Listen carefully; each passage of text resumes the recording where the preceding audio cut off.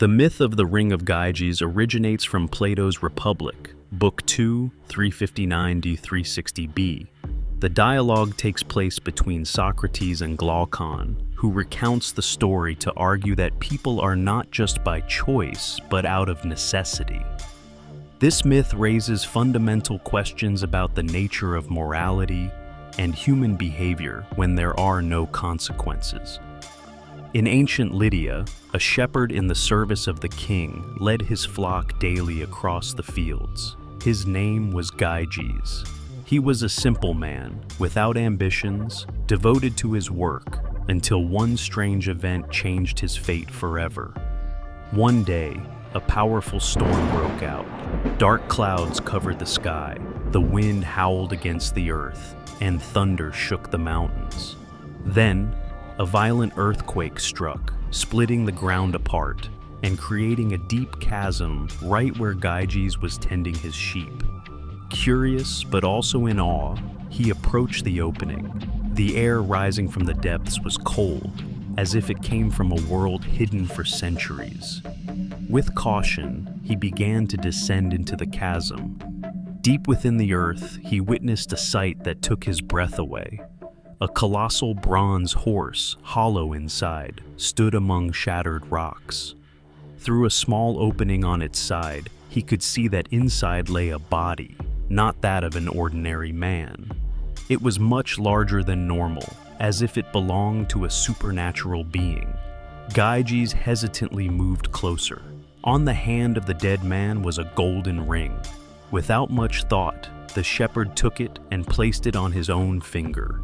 At that moment, he had no idea that he now possessed an object that would make him all-powerful. A short time later, Gyges attended a gathering of shepherds who were reporting to the king about the state of the flocks. As he sat among them, he absent-mindedly played with the ring, turning it inward. Suddenly, those around him began speaking, as if he was no longer there.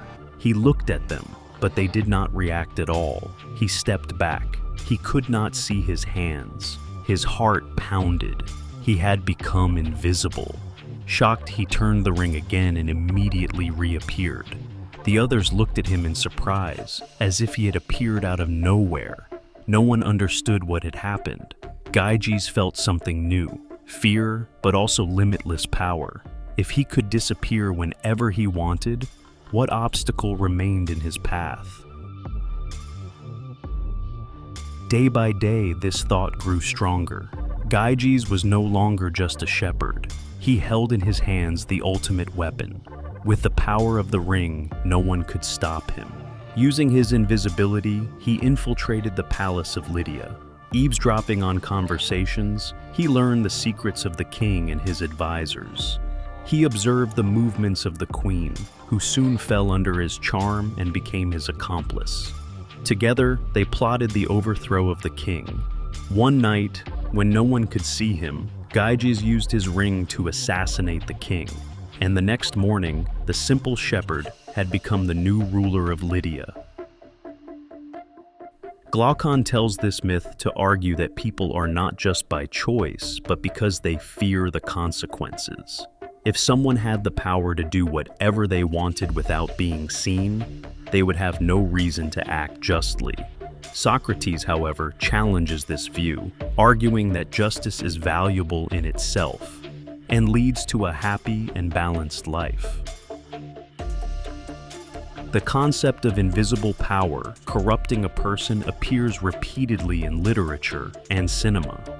The Lord of the Rings is inspired by this idea, portraying the One Ring as an object that grants invisible control but corrupts its bearer. Similar themes are explored in films like The Invisible Man, and in many other myths and narratives that deal with power and the corruption of authority.